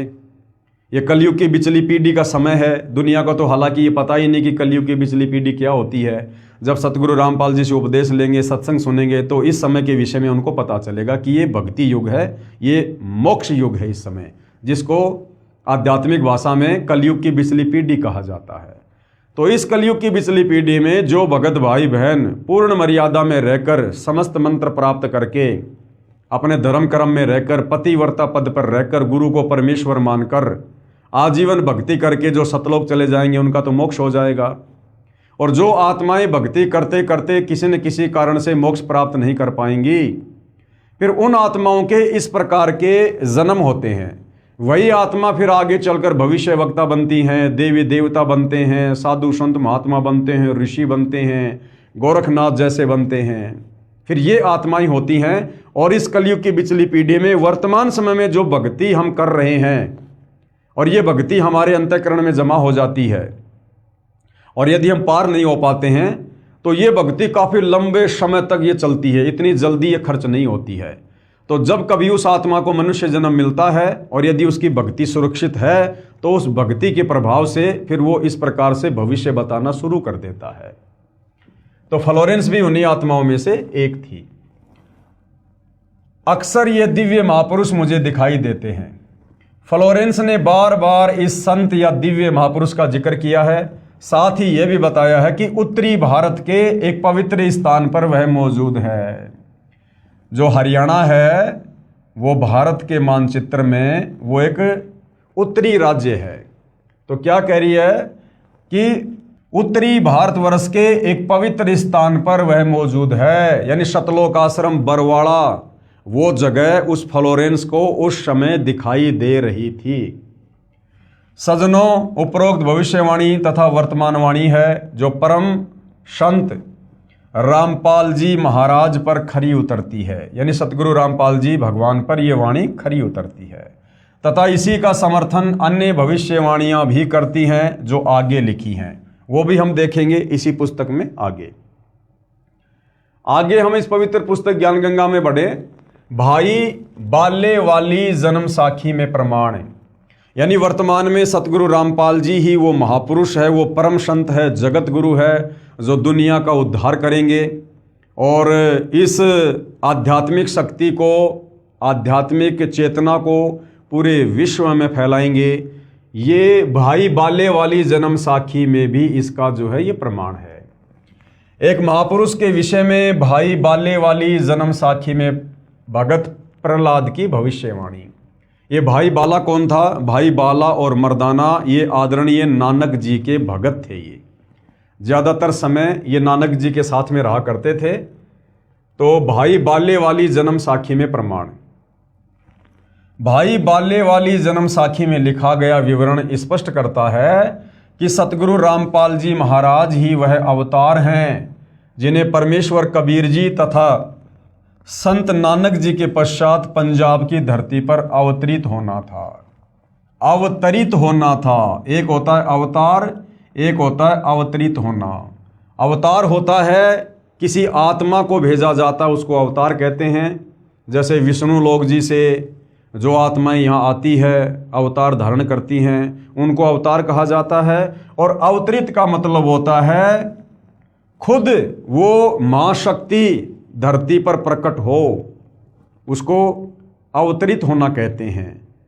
तो कबीर परमेश्वर सतगुरु रामपाल जी स्वयं सतलोक से चलकर 8 सितंबर 1951 को भारत की पवित्र भूमि पर अवतरित हुए हैं। तो क्या कहा था? जिन्हें परमेश्वर कबीर जी तथा संत नानक जी के पश्चात पंजाब की धरती पर अवतरित होना था। और सतगुरु रामपाल जी 8 सितंबर 1951 को पंजाब की धरती पर ही सतलोक से चलकर सीधे उतरे हैं, प्रकट हुए हैं, अवतरित हुए हैं। सतगुरु रामपाल जी महाराज 8 सितंबर 1951 को गांव धनाना, जिला सोनीपत, हरियाणा प्रांत, उस समय पंजाब प्रांत, क्योंकि 8 सितंबर 1951 को जिस समय सतगुरु रामपाल जी भारतवर्ष की पवित्र भूमि पर अवतरित हुए, उस समय हरियाणा राज्य नहीं बना था। सन 1951 में हरियाणा राज्य का जन्म नहीं हुआ था। उस समय ये हरियाणा का क्षेत्र ये पंजाब के अंतर्गत था। 8 सितंबर 1951 को गांव धनाना, जिला सोनीपत, हरियाणा प्रांत, उस समय पंजाब प्रांत, भारत की पवित्र धरती पर श्री नंदराम जाट के घर जाट वर्ण में श्रीमती इंदिरा देवी के घर पर प्रकट हुए। हालांकि यहाँ पर लेखक के द्वारा लिखा है श्रीमती इंदिरा देवी की कोख से जन्मे, जबकि भाई और बहनों सतगुरु के विषय में परिभाषा है, परमेश्वर की अमर वाणी है, ना सतगुरु जननी जने, जननी यानी माँ और जने यानी पैदा होना। अगर कोई सतगुरु है वास्तव में तो सतगुरु केवल कबीर साहिब है। कबीर साहिब के अलावा इस धरती पर कोई सतगुरु की भूमिका कर ही नहीं सकता। और सतगुरु के विषय में क्या है? ना सतगुरु जननी जने, जाके माना बाप, पिंड ब्रह्मण से रहित है, ना वहाँ तीनों ताप। तो जब आप इस अध्यात्म में धीरे धीरे आगे बढ़ेंगे, हमारी बुद्धि का विकास होगा, तो हमें सतगुरु की परिभाषा भी समझ में आएगी। फिलहाल आप जन्म लेना कह सकते हैं, क्योंकि फिलहाल आप जी अध्यात्म से अच्छे से परिचित नहीं हैं। लेकिन जब आप उपदेश लेकर इस ज्ञान की गहराई में जाओगे तो आपको सतगुरु की परिभाषा समझ में आने लगेगी। श्रीमती इंदिरा देवी के घर प्रकट हुए। इस विषय में जन्म साखी भाई बाले वाली हिंदी वाली में, जिसके प्रकाशक हैं भाई जवार सिंह, कृपाल सिंह एंड कंपनी पुस्तकां वाले, बाजार माई सेवा, अमृतसर पंजाब, तथा पंजाबी वाली के प्रकाशक हैं भाई जवाहर सिंह, कृपाल सिंह, पुस्तकां वाले गली 8 बाग, रामानंद, अमृतसर पंजाब। क्या लिखा इसमें? इसमें लिखा अमर लेख इस प्रकार है। एक समय भाई बाला तथा मर्दाना को साथ लेकर सतगुरु नानक देव जी भगत प्रहलाद जी के लोक में गए, जो पृथ्वी से कई लाख कोस दूर अंतरिक्ष में है। प्रहलाद ने कहा कि हे नानक जी, आपको परमात्मा ने दिव्य दृष्टि दी तथा कलयुग में बड़ा भगत बनाया है। आपका कलयुग में बहुत प्रताप होगा। यहाँ पर यानी मुझ प्रहलाद के लोक में पहले कबीर जी आए थे। भगत प्रहलाद बता रहा है नानक जी को कि आपसे पहले मेरे लोक में कबीर जी आए थे, या आज आप आए हो, एक और आएगा। सतगुरु रामपाल जी की तरफ संकेत है, एक और आएगा जो आप दोनों जैसा ही महापुरुष होगा। इन तीनों के अलावा यहां मेरे लोक में कोई नहीं आ सकता। भगत बहुत हो चुके हैं, आगे भी होंगे, परंतु यहाँ मेरे लोक में वही पहुँच सकता है जो इन जैसी महिमा वाला होगा और कोई नहीं। इसलिए इन तीनों के अतिरिक्त यहाँ कोई नहीं आ सकता। मर्दाने ने पूछा कि हे भगत प्रहलाद जी, कबीर जी तो जुलाहा थे, यानी कबीर परमात्मा जब 650 साल पहले बनारस के काशी में आए तो जिन अच्छी आत्माओं को उन्होंने अपनी परवरिश के लिए निमित्त बनाया, नीरू और नीमा को, वो जुलाहे का कार्य किया करते थे। तो उस घर में परमेश्वर की लीला में परवरिश हुई, जिस कारण से आगे चलकर कबीर परमात्मा भी जुलाहा कहलाए। तो क्या कह रहे हैं मर्दाना जी, इसलिए इन तीनों के अतिरिक्त यहाँ कोई नहीं आ सकता। मर्दाने ने पूछा कि हे भगत प्रहलाद जी, कबीर जी तो जुलाहा थे, नानक जी खत्री हैं, वह तीसरा किस वर्ण यानी जाति से तथा किस धरती पर अवतरित होगा? भगत प्रहलाद ने कहा, भाई सुन, नानक जी के सचखंड जाने के सैकड़ों वर्ष पश्चात पंजाब की धरती पर और जाट वर्ण में जन्म लेगा, यानी अवतरित होगा, प्रकट होगा, तथा उसका प्रचार क्षेत्र बरवाला होगा। लेख समाप्त। अब यहां पर गुरुदेव भगवान कह रहे हैं, विवेचन कीजिए। सतगुरु रामपाल दास जी महाराज वही अवतार हैं जो अन्य परमाणु के साथ साथ जन्म साखी में लिखे वर्णन पर खरे उतरते हैं। जन्म साखी में 100 वर्ष के पश्चात लिखा है, यहां पर सैकड़ों वर्ष पश्चात कहा गया था, जिसको पंजाबी भाषा में लिखते समय 100 वर्ष ही लिख दिया गया। अब ये सारी बातें भाई और बहनों सतगुरु रामपाल जी क्यों कह रहे हैं कि भाई बाले वाली जन्म साखी में क्या लिखा गया, ऐसा क्यों लिखा गया, जबकि वहाँ पर ऐसा लिखा होना चाहिए था? क्योंकि सतगुरु रामपाल जी, अभी आपने देखा जब मर्दाने ने पूछा तो भगत प्रहलाद ने कहा कि वो जो तीसरा महापुरुष आएगा मेरे लोक में, वो नानक जी और कबीर जी जैसा ही होगा, उनके जितनी शक्ति वाला ही होगा। तो भाई कबीर जी तो अंतर्यामी थे, नानक जी भी सिद्धि युक्त थे, शक्ति युक्त थे, और वो तीसरा यानी सतगुरु रामपाल जी भी उनके जैसा ही होगा, उनकी महिमा भी उतनी होगी, उनकी शक्ति भी कबीर जी के जितनी होगी। तो सतगुरु रामपाल जी तो स्वयं कबीर जी ही हैं। तो जो सतगुरु रामपाल जी ने बताया, जो त्रुटि लोगों ने लिखते समय जन्म साखी में जो कर दी, लेख को ना समझ पाने के कारण, तत्व ज्ञान के अभाव में, उसको सतगुरु रामपाल जी ने शुद्ध किया है। यहां पर सैकड़ों वर्ष पश्चात कहा गया था, जिसको पंजाबी भाषा में लिखते समय 100 वर्ष ही लिख दिया, क्योंकि मर्दाना ने पूछा था कि वह कौन से युग में नजदीक ही आएगा। तब भगत प्रहलाद ने कहा कि श्री नानक जी के सैकड़ों वर्ष पश्चात कलयुग में ही वह संत जाट वर्ण में जन्म लेगा। इसलिए यहाँ 100 वर्ष के स्थान पर सैकड़ों वर्षों ही न्यायोचित है, तथा प्रचार क्षेत्र बरवाला के स्थान पर बटाला लिखा गया। इसके 2 कारण हो सकते हैं कि शहर बरवाला जिला हिसार हरियाणा उस समय पंजाब प्रांत में सुप्रसिद्ध नहीं था, तथा बटाला शहर पंजाब प्रांत में प्रसिद्ध था। लेखनकर्ता ने इस कारण से बरवाला के स्थान पर बटाला लिख दिया। दूसरा, प्रिंट करते समय बरवाले की जगह बटाले प्रिंट हो गया है। एक और विशेष विचारणीय पहलू है कि पंजाब के बटाला शहर में कोई भी जाट संत नहीं हुआ। अगर भगत प्रहलाद की इस बात को माने, जब मर्दाना ने पूछा कि वो कौन होगा, कहाँ आएगा, किस जाति में होगा, तो प्रहलाद जी ने कहा कि वो पंजाब की धरती पर होगा, जाट वर्ण में होगा, और उसका जो प्रचार प्रसार क्षेत्र होगा वो बटाला होगा। मान लो हम बटाला लेकर चलते हैं, तो भाई बटाला शहर में, पंजाब के बटाला शहर में तो आज तक कोई जाट संत हुआ ही नहीं है। तो यहाँ पर जो बटाला है, यहाँ पर बरवाला बोला गया था, जो लेखनकर्ता ने अपनी अज्ञानता कह लीजिए, क्योंकि उस समय बरवाला शहर इतना ज़्यादा सुप्रसिद्ध नहीं था, इसलिए उसने बटाला लिख दिया, लेकिन असल में ये क्या है, बरवाला।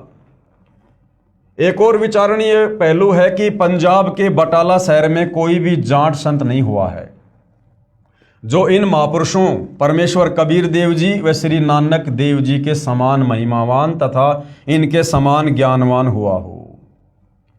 इस आधार से तथा अन्य प्रमाणों के आधार से तथा इस जन्म साखी के आधार से स्पष्ट है कि वह तीसरे महापुरुष सतगुरु रामपाल जी महाराज हैं। कौन है वह तीसरा महापुरुष? परम संत सतगुरु रामपाल जी। अब देखो भाई और बहनों, बहुत सारी बातें हैं। आज हमें पता चल गया कि सतगुरु रामपाल जी स्वयं कबीर परमात्मा हैं, जानी जान है, अंतर्यामी है, सर्व ब्रह्मांडों के रचयिता हैं। और भगत प्रहलाद ने सतगुरु रामपाल जी की जो तुलना है वो नानक जी और जो है कबीर जी से की है कि वो जो तीसरा संत होगा वो भी इन दोनों के जैसा महिमावान होगा, शक्ति संपन्न होगा। अब भाइयों और बहनों, ये अध्यात्म है, भक्ति मार्ग है, ये धीरे धीरे समझ में आएगा। कबीर परमात्मा के बराबर और दूसरा कोई सृष्टि में नहीं हो सकता। तो नानक जी की जो भूमिका थी वो भी कबीर परमात्मा ने ही निभाई थी। नानक जी कबीर जी के समकालीन थे। नानक जी ने बनारस के काशी में जाकर कबीर जी को अपना गुरु धारण किया था। जब कबीर परमात्मा बेई नदी पर आदरणीय नानक जी को मिले, उस समय तक नानक जी श्री ब्रह्मा, श्री विष्णु आदि की भक्ति किया करते थे, गीता जी का पाठ किया करते थे। एक समय नानक जी बेई नदी पर स्नान करने गए। वहाँ पर जिंदा बाबा के रूप में कबीर परमात्मा जी उनको मिले और नानक जी को ज्ञान समझाया। नानक जी ने सतलोक देखने की, सचखंड देखने की इच्छा व्यक्त की।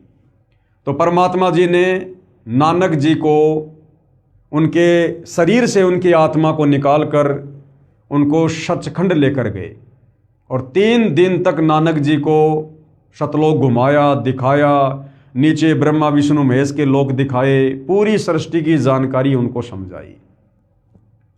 उसके बाद कबीर परमेश्वर जी ने नानक जी की आत्मा को नानक जी के शरीर में नहीं डाला, धरती पर नहीं भेजा। ये सूक्ष्म ज्ञान है। कबीर परमात्मा ने नानक जी की आत्मा को मिनी सतलोक में बैठा दिया और स्वयं नानक जी का रूप धारण किया। ये परमात्मा किसी और का शरीर काम में नहीं लेता है, किसी और का चोला काम में नहीं लेता है। नानक जी के वास्तविक शरीर को परमेश्वर जी ने नष्ट कर दिया। ये तो सेकंडों का काम है, परमेश्वर का क्षण भर का काम है। और वैसी as it is same to same Nanak ji की देह बनाई और परमेश्वर जी ने फिर उस देह में आगे चलकर ये सारे के सारे चमत्कार किए। देश और दुनिया को लग रहा था कि नानक जी ने चमत्कार किए, नानक जी ने इतनी सारी ये सिद्धियां दिखाई, जबकि भाइयों और बहनों, बेई नदी से सचखंड जाने के बाद नानक जी का किसी प्रकार का कोई रोल नहीं रहता है। उसके बाद सारा का सारा खेल कबीर परमात्मा जी अपने हाथ में ले लेते हैं। महिमा श्री नानक जी की बनती चली गई और कार्य, चमत्कार, सिद्धियां सब कुछ कबीर परमात्मा जी ने दिखाई। तो कबीर परमात्मा जी कहो चाहे सतगुरु रामपाल जी कहो, इन्होंने ही बाला और मर्दाना को नानक जी के रूप में भगत प्रहलाद के लोक के दर्शन करवाए। वह तीसरे महापुरुष सतगुरु रामपाल जी महाराज हैं। क्योंकि भाइयों और बहनों, कबीर परमात्मा के समकालीन कोई नहीं है, उनके बराबर कोई नहीं हो सकता, उनके जैसा भी कोई नहीं हो सकता। तो मर्दाना जी यहाँ पर कह रहे हैं कि नानक जी और कबीर जी के बराबर होगा वो तीसरा संत जो पंजाब की धरती पर होगा, जाट जाति में होगा। अर्थात ये सारे के सारे खेल, चाहे काशी के बनारस में जुलाही की भूमिका करना हो, ये कबीर परमात्मा जी ने की। नानक जी के रूप में बहुत सारे चमत्कार करना हो, ये भी कबीर परमात्मा जी ने किया। और आज धरती पर पुनः 8 सितंबर 1951 को वही कबीर परमात्मा सतगुरु रामपाल जी के नाम से धरती पर अवतरित हैं। तो वह तीसरे महापुरुष सतगुरु रामपाल जी महाराज हैं तथा इनका आध्यात्मिक ज्ञान भी इन दोनों महापुरुषों परमेश्वर कबीर जी तथा श्री नानक देव जी से मेल खाता है। आप देखेंगे दोनों फोटोकॉपी, जो जन्म साखी भाई बाले वाली जो कि एक पंजाबी भाषा में है तथा दूसरी हिंदी है जो कि पंजाबी भाषा से ही अनुवादित है। इसमें कुछ लेख ठीक नहीं लिखा है। जैसे पंजाबी भाषा में लिखा है कि जो इस जीहा कोई होवेगा ता एथे पहुंचेगा, होर दा एथे पहुंचण दा कम नहीं। परंतु हिंदी वाली जन्म साखी में यह विवरण नहीं है, जो बहुत महत्वपूर्ण है। इससे सिद्ध है कि लिखते समय कुछ लेख बदल जाता है, फिर भी ढेर सारे प्रमाण हैं जो इस पुस्तक में अन्य महापुरुषों के द्वारा सतगुरु रामपाल जी महाराज के विषय में कहे गए हैं, वे भी इसी को प्रमाणित करते हैं। विशेष यदि कोई ये कहे कि जन्म साखी में लिखी व्याख्या संत गरीबदास जी गांव छुड़ानी वाले के लिए है, यानी भाई बाल्य वाली जन्म साखी में जो कहा गया ना कि वो जो संत होगा वो जाट जाति में होगा, पंजाब की धरती पर होगा, तो यहाँ पर शंका समाधान किया जा रहा है कि कोई ये ना सोचे कि ये आदरणीय गरीबदास जी के विषय में जो कि जाट जाति में थे, गांव छुड़ानी में थे, छुड़ानी भी उस समय जो है वो पंजाब की ही वो धरती पर था, तो कोई ये मन में शंका ना कर ले कि यहाँ पर भगत प्रहलाद ने जाट जाति का वर्णन, पंजाब की धरती पर आने का वर्णन आदरणीय गरीबदास जी के लिए किया होगा। यदि कोई ये कहे कि जन्म साखी में लिखी व्याख्या संत गरीबदास जी गांव छुड़ानी वाले के लिए है, क्योंकि वे भी जाट जाति से थे तथा छुड़ानी गांव भी पहले पंजाब प्रांत के अंतर्गत आता था, ये भी उचित नहीं लगती, क्योंकि संत गरीबदास जी ने अपनी अमृतवाणी असुर निकंदन रमेणी में कहा है कि सतगुरु दिल्ली मंडल आईसी, सूती धरनी सुम जगाईसी। आदरणीय गरीबदास जी ने तो खुद ही क्लियर कर दिया कि भैया वो संत मैं नहीं हूं जिसके विषय में भगत प्रहलाद ने मर्दाने को बताया था। क्योंकि आदरणीय गरीबदास जी को कबीर परमात्मा जिंदा महात्मा के रूप में मिले थे और उसके बाद उनको शतलोक दिखाया, उनका ज्ञान योग खोला, तो आदरणीय गरीबदास जी ने 5वें वेद सूक्ष्म वेद की रचना की, जिसको सतग्रंथ साहिब कहते हैं, जिस सतग्रंथ साहिब का सभी सतलोक आश्रमों में 3 दिन का पाठ होता है। तो उसी सतग्रंथ साहिब में से सतगुरु रामपाल जी ने जो हमें त्रिकाल संध्या दी है, सुबह का नित्य नियम, दोपहर की रमेणी, शाम की संध्या आरती, तो दोपहर की रमेणी को क्या कहते हैं? असुर निकंदन रमेणी, यानी दोपहर में हम भाई बहन जो आरती करते हैं उसको असुर निकंदन रमेणी कहते हैं। तो आदरणीय गरीबदास जी ने यह क्लियर कर दिया असुर निकंदन रमेणी में कि सतगुरु दिल्ली मंडल आईसी, सूती धरणी सुम जगाईसी, कि भाई मुझे जो सतगुरु मिला था, जो कबीर भगवान मिला था मुझे जिंदा बाबा के रूप में, वो आगे चलकर दिल्ली मंडल में आएगा। यानी गरीबदास जी ने क्लियर कर दिया कि दिल्ली मंडल में आगे चलकर मैं नहीं आऊंगा 8 सितंबर 1951 को, मेरे सतगुरुदेव जी आएंगे जो मुझे सतलोक से आकर जिंदा बाबा के रूप में मिले थे, कबीर जी। यानी वो कबीर जी ही आगे चलकर दिल्ली मंडल में आएंगे। और भाई और बहनों, जो विशेष संदेश सतगुरु रामपाल जी ने अपने इसार जेल के दौरान बाहर हम आत्माओं के लिए भेजे थे, उस विशेष संदेश में भी सतगुरु रामपाल जी ने इस विषय को लेकर बिल्कुल क्लियर कर दिया है कि वर्तमान में तुम्हारे सतगुरु के रूप में, यानी सतगुरुदेव भगवान स्वयं के विषय में कह रहे हैं कि वर्तमान में वही कबीर भगवान गरीबदास जी का सतगुरु वर्तमान में तुम्हारा गुरु है। कि भाई गरीबदास जी के समय आए थे और वर्तमान में तुम्हारे सामने प्रत्यक्ष प्रकट है, पहचान सको तो पहचान लो। तो गरीबदास जी के समय कौन आए थे? खुद कबीर भगवान आए थे जिंदा बाबा के रूप में। और गुरुदेव कह रहे हैं कि जो गरीबदास जी के समय आए थे वही महापुरुष आज धरती पर तुम्हारे सामने प्रत्यक्ष प्रकट है तुम्हारे गुरु के रूप में। यानी सतगुरु रामपाल जी स्वयं वही जिंदा बाबा, वही कबीर भगवान है, जो बड़े सौभाग्य से आप और हमें सतगुरुदेव भगवान के रूप में नसीब हुए हैं। एक छोटा सा संदेश सतगुरु रामपाल जी परमेश्वर जी का सुनिएगा। तो क्या बताते हैं? उत्तर दक्षिण पूर्व पश्चिम फिरता दाने दाने लो, और सर्व कला सतगुरु साहिब की, हरि आए हरियाणे। गरीबदास जी के समय आए थे रिबारे भाई प्रगट सामने था, पहचाने जात पहचान लियो। गरीबदास जी के समय आए थे रिबारे भाई प्रगट सामने था, पहचाने जात पहचान लियो। गरीबदास जी के समय आए थे रिबारे भाई प्रगट सामने था, पहचाने जात पहचान लियो। तो भाई और बहनों, इससे भी ये क्लियर हो जाता है कि वर्तमान में सतगुरु रामपाल जी परमेश्वर स्वयं कबीर भगवान है, कबीर परमात्मा है। और गरीबदास जी ने तो क्लियर कर ही दिया कि सतगुरु दिल्ली मंडल आईसी, यानी मेरा सतगुरु कबीर भगवान आगे चलकर दिल्ली मंडल में आएगा, मैं गरीबदास नहीं आऊँगा। तो भगत प्रहलाद ने मर्दाने से जो कहा था वो सतगुरु रामपाल जी परमेश्वर जी के लिए है। संत गरीबदास जी ने अपनी अमृतवाणी असुर निकंदन रमेणी में कहा है कि सतगुरु दिल्ली मंडल आईसी, यानी मेरा सतगुरु कबीर आगे चलकर दिल्ली मंडल में आएगा, यानी गांव धनाने में प्रकट होगा। और श्रुति धरनी सुम जगाईसी, भावार्थ है कि संत गरीबदास जी के सतगुरु पूज्य कबीर साहिब जी थे। पुराना रोहतक जिला सोनीपत, रोहतक तथा झज्जर को मिलाकर एक जिला रोहतक था, दिल्ली मंडल में लगता था। यह किसी राजा के अधीन नहीं था, अंग्रेजों के शासनकाल में दिल्ली के अधीन था। संत गरीबदास जी ने स्पष्ट किया है कि सतगुरु यानी परमेश्वर कबीर जी दिल्ली मंडल में आएंगे। तो दिल्ली मंडल में वर्तमान में कौन आए? सतगुरु रामपाल जी आए। तो गरीबदास जी के सतगुरु यानी कबीर भगवान ही स्वयं 8 सितंबर 1951 को सतगुरु रामपाल जी के नाम से प्रकट हुए हैं।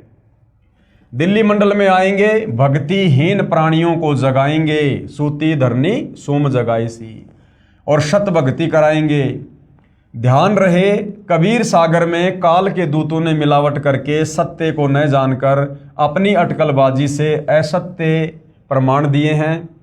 उसका नाश करने के लिए परमेश्वर कबीर जी ने अपने अंश अवतार संत गरीबदास जी द्वारा यथार्थ ज्ञान प्रचार करवाया है, जो संत गरीबदास जी की अमृतवाणी रूप में है।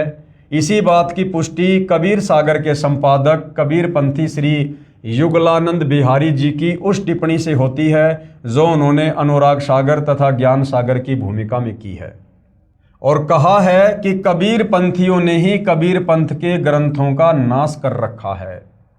अपने अपने मत अनुसार फेर बदल करके अपने मत को जोड़ा है। मेरे पास अनुराग सागर तथा ज्ञान सागर की कई प्रतियां रखी हैं जिनमें से एक दूसरे से मेल नहीं खाती हैं। सतगुरु रामपाल जी महाराज का जन्म, लेखक के अनुसार जन्म, और जब ये ज्ञान समझ में आएगा तो उसके अनुसार अवतरण।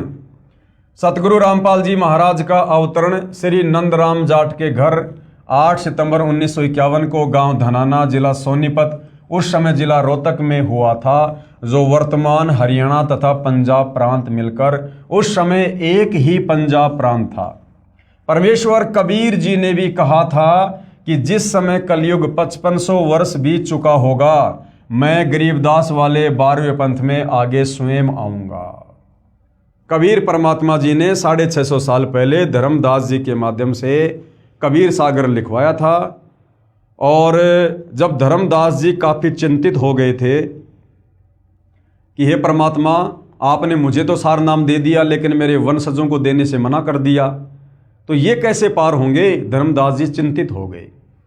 तो कबीर परमात्मा ने कहा कि धर्मदास तू चिंता ना कर, 5505 वर्ष जब कलयुग बीत जाएगा उस समय मैं खुद गरीबदास जी के 12वें पंथ में जाऊंगा आगे। यानी गरीबदास जी का 12वां पंथ चल चुका होगा, और जब वो पंथ समाप्त होने वाला होगा उस समय मैं खुद ही उस 12वें पंथ में जाऊंगा। 12वें पंथ हम ही चल आवें, सब पंथों को मिटाकर एक पंथ चलावें।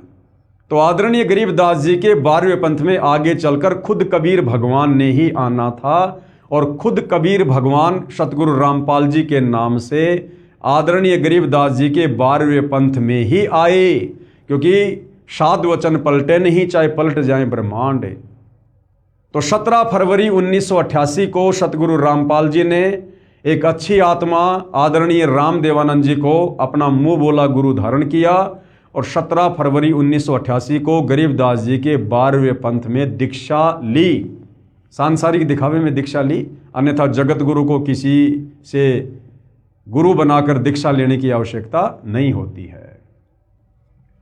परमेश्वर कबीर जी ने भी कहा था कि जिस समय कलयुग 5500 वर्ष बीत चुका होगा, मैं गरीबदास वाले 12वें पंथ में आगे स्वयं आऊंगा। संत गरीबदास जी द्वारा मेरी यानी कबीर परमेश्वर की महिमा की वाणी प्रकट होगी, तथा गरीबदास वाले 12वें पंथ तक के साधक मुझे आधार बनाकर वाणी को समझने की कोशिश करेंगे, परंतु वाणी को न समझकर शतनाम तथा सारनाम से वंचित रहने के कारण असंख्य जन्म तक शतलोक प्राप्ति नहीं कर पाएंगे।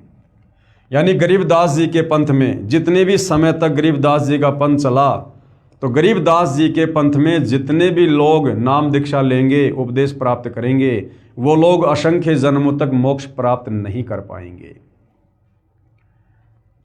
उसी 12वें पंथ यानी गरीबदास जी वाले पंथ में, उसी 12वें पंथ गरीबदास जी वाले पंथ में मैं परमेश्वर कबीर जी ही स्वयं चलकर आऊंगा।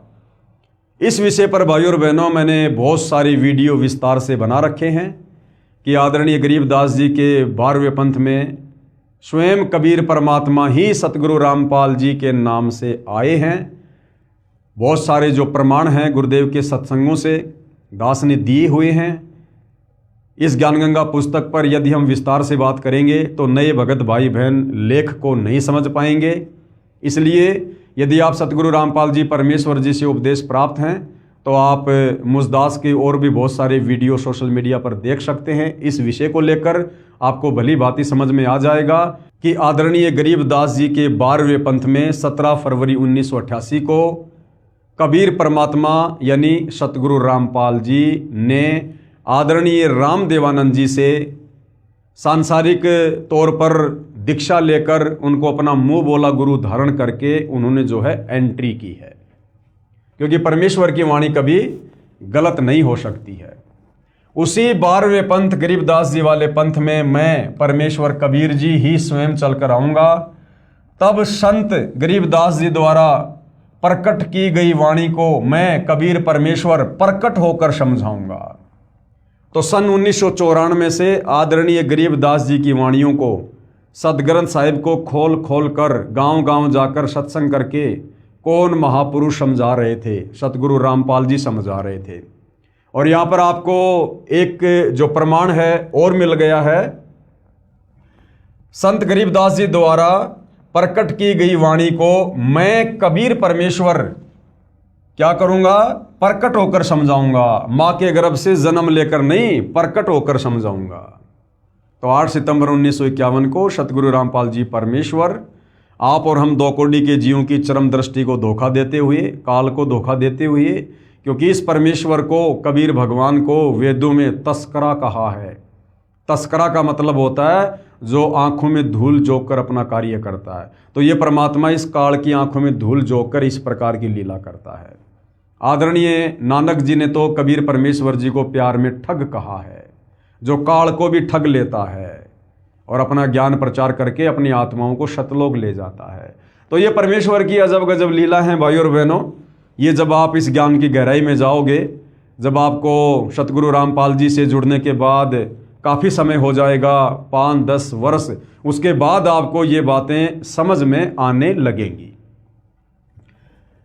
तो क्या कहा गया है, उसी 12वें पंथ गरीबदास जी वाले पंथ में मैं यानी परमेश्वर कबीर ही स्वयं चलकर आऊंगा तथा संत गरीबदास जी द्वारा प्रकट की गई वाणी को मैं कबीर परमेश्वर प्रकट होकर समझाऊंगा। प्रकट होकर, इससे सिद्ध हुआ कि जन्म साखी में जिस जाट संत के विषय में कहा है, निर्विवाद रूप से वह सतगुरु रामपाल जी महाराज ही हैं।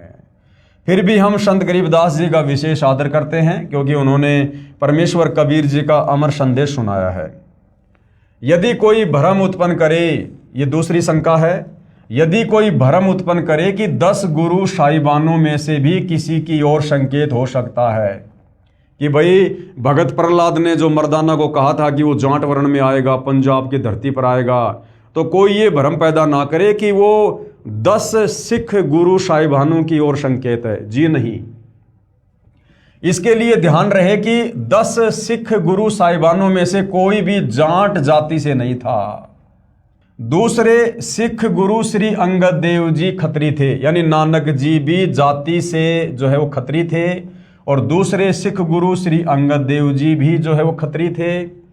तीसरे श्री अमरदास जी भी जो है वो खत्री थे। चौथे गुरु श्री रामदास जी भी जो है वो खत्री थे, तथा 5वें गुरु श्री अर्जुन देव जी से लेकर 10वें तथा अंतिम श्री गुरु गोविंद सिंह जी तक श्री गुरु रामदास जी की संतान अर्थात खत्री ही थे। फिर भी हम सभी सिख गुरु साहिबानों का विशेष आदर करते हैं।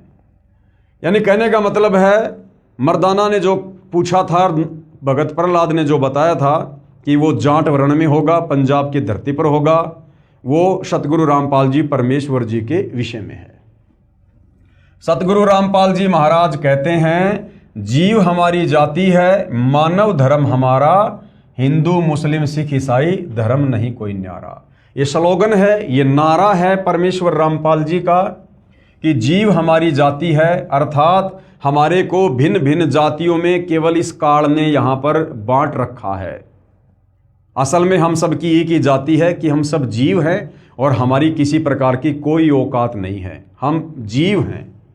और मानव धर्म हमारा, अर्थात मानवता से बढ़कर, इंसानियत से बढ़कर दूसरा कोई धर्म नहीं है। ये बाकी जितने भी धर्म हैं हजारों की संख्या में, मुख्य तौर पर हिंदू, मुस्लिम, सिख, ईसाई, जैनी, बौद्ध, यहूदी, फारसी, मंगोली, ये सब इस काल के द्वारा उत्पन्न किए गए हैं, काल के द्वारा बनवाए गए हैं।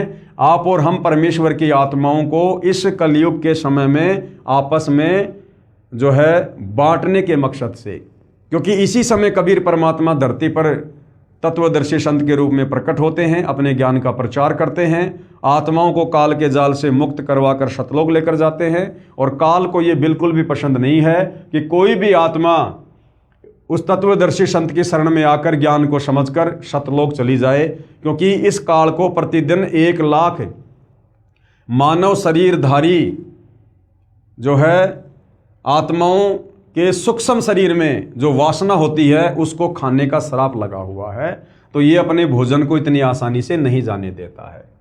तो गुरुदेव भगवान ने हमें बताया है कि जीव हमारी जाति है और मानव धर्म हमारा, हिंदू मुस्लिम सिख ईसाई धर्म नहीं कोई न्यारा। परमेश्वर कबीर जी ने कहा है, जाति न पूछो संत की, पूछ लीजिए ज्ञान, मोल करो तलवार का, पड़ी रहने दो म्यान। कि संतों से हमेशा ज्ञान की बातें करनी चाहिए, जाति और धर्म की बातें नहीं करनी चाहिए। कृपया प्रमाण के लिए देखें फोटोकॉपी जन्म साखी पंजाबी, गुरुमुखी पंजाबी भाषा वाली तथा हिंदी वाली, दोनों में आप जी सहज में समझ सकते हो कि वास्तविकता क्या है। जन्म साखियों के प्रकाशक हैं भाई जवाहर सिंह कृपाल सिंह, अमृतसर पंजाब। कृपया देखिए फोटोकॉपी जन्म साखी भाई बाले वाली पंजाबी भाषा वाली के पेज नंबर 272 की।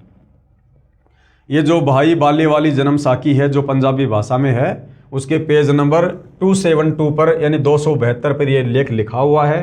दास को तो पंजाबी भाषा आती नहीं है, आप जी देख सकते हैं।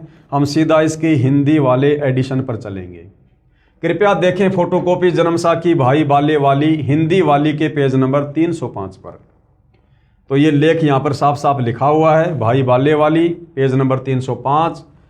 तब भगत प्रहलाद ने कहा, हे नानक देव, आपको इस कलयुग में बड़ा भगत बनाया है, आपकी ही संगति से अनेकों प्राणियों का भला होगा और आपका अनंत प्रताप होगा। तब मर्दाने ने कहा, हे भगत प्रहलाद जी, आप भी तो परम भगत हैं तथा भगवान ने आपके लिए ही अवतार धारण किया था। मर्दाने ने क्या कहा प्रहलाद जी को कि आप भी तो परम भगत हैं तथा भगवान ने आपके लिए ही अवतार धारण किया था। यानी भगत प्रहलाद जी, आप भी तो त्रेता युग में महान भगत हुए हैं और भगवान ने नरसिंह अवतार आप ही के लिए तो धारण किया था।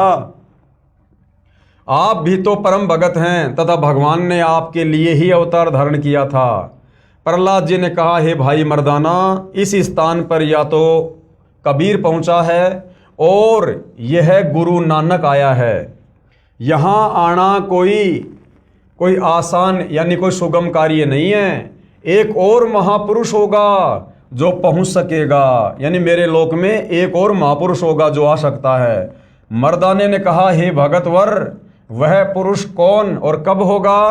प्रहलाद ने उत्तर दिया, जब गुरु नानक देव यहाँ आएंगे तो इनके 100 वर्ष पश्चात, यहाँ पर सैकड़ों वर्ष था लेकिन लेखक ने यहाँ पर 100 वर्ष लिखा है जो गलत है।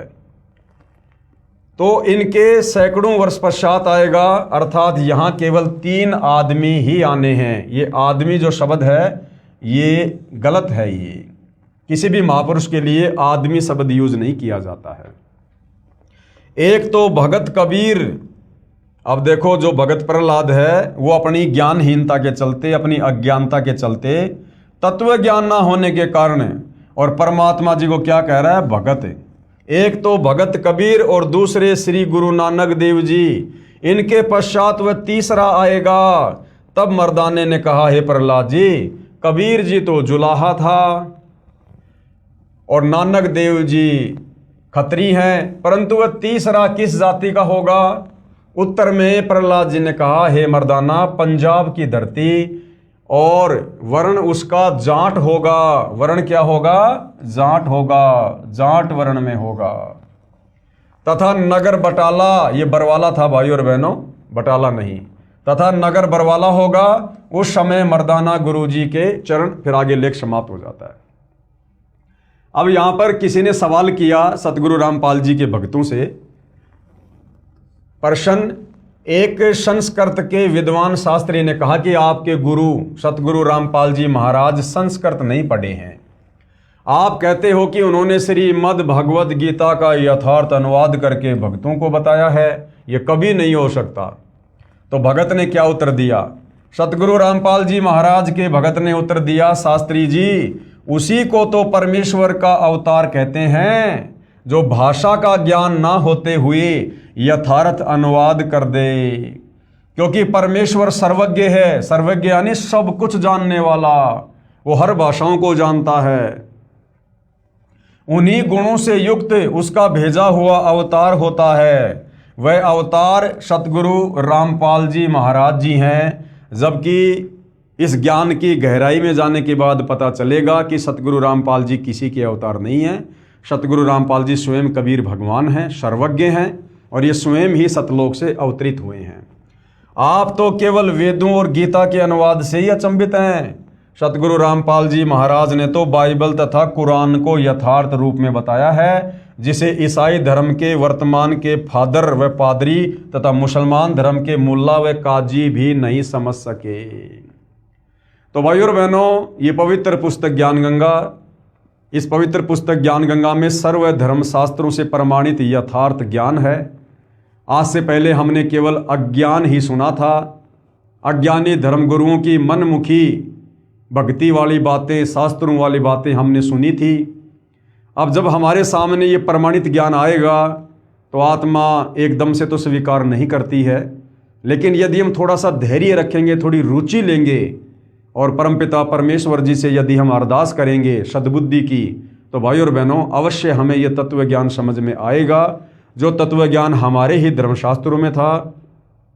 लेकिन हमारे ज्ञानहीन काल प्रेरित धर्मगुरु हमें शास्त्रों से इस ज्ञान को निकाल कर नहीं दे पाए और हमें यथार्थ भक्ति और भगवान से दूर रखा, अपरिचित रखा, जिसका खामियाजा हम युगों युगों से भुगत रहे हैं। ना जाने कितनी बार हमने लक 84 योनियाँ भोगी हैं, कितनी बार हम स्वर्ग में गए, हम नरक में गए, असहनीय पीड़ाओं को भोगा, मोक्ष ना होने के चलते। क्योंकि शास्त्र विधि को त्याग कर शास्त्र विरुद्ध साधना करने के चलते, मनमुखी मंत्रों का जाप करने के चलते, ब्रह्मा विष्णु महेश काल दुर्गा या अन्य देवी देवताओं की भक्ति पूजा करने के चलते हमारा मोक्ष नहीं हो सकता है। तो भाइयों और बहनों, आज वो समय आ गया है। ये कलयुग की बिचली पीढ़ी है, मोक्ष का प्राइम टाइम है। आप और हमारे पास में गोल्डन चांस है। परमात्मा कबीर देव स्वयं सतगुरु रामपाल जी के नाम से धरती पर प्रकट हैं, जगत गुरु की भूमिका कर रहे हैं, तत्वदर्शी संत की भूमिका कर रहे हैं। हमने थोड़ा सा धैर्य रखना है, निष्पक्ष होकर हमने उनके ज्ञान को थोड़ी रुचि लेकर समझना है। एक बार यदि आत्मा ने इस ज्ञान को पकड़ लिया, स्वीकार कर लिया, तो भाई और बहनों, फिर मोक्ष में किसी भी प्रकार की कोई शंका नहीं है। और जैसे जैसे आपको ज्ञान समझ में आ जाता है, और यदि आप नाम दीक्षा लेने के इच्छुक हैं, तो शतलोक आश्रम के मोबाइल नंबरों पर संपर्क कीजिएगा, या शतलोक आश्रम की वेबसाइट है www.jagatgururampalji.org।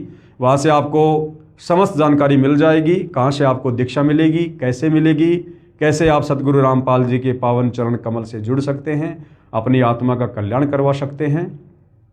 तो हम इस पवित्र पुस्तक में धीरे धीरे आगे बढ़ेंगे। तो आज के इस वीडियो में केवल इतना ही। नेक्स्ट हमारा जो टॉपिक होगा वो होगा भक्ति मर्यादा, यानी अभी तक तो हमने केवल इस पुस्तक की भूमिका के ऊपर ही ये 3 वीडियो बनाए हैं और भूमिका को समझना बहुत ही ज़रूरी था। भूमिका को समझे बिना हम आगे पुस्तक के लेख को नहीं समझ सकते हैं। तो अब आगे यथार्थ में ज्ञानगंगा पुस्तक का ज्ञान शुरू होगा और सर्वप्रथम सतगुरु रामपाल जी से जुड़ने के लिए क्या क्या मर्यादा हैं, क्या क्या उनके नियम हैं, उनके विषय में जानकारी होनी बहुत ज़रूरी है।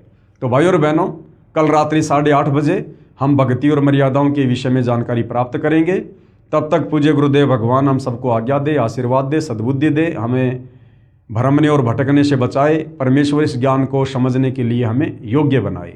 बंदी छोड़ सतगुरु रामपाल जी परमेश्वर जी की जय हो।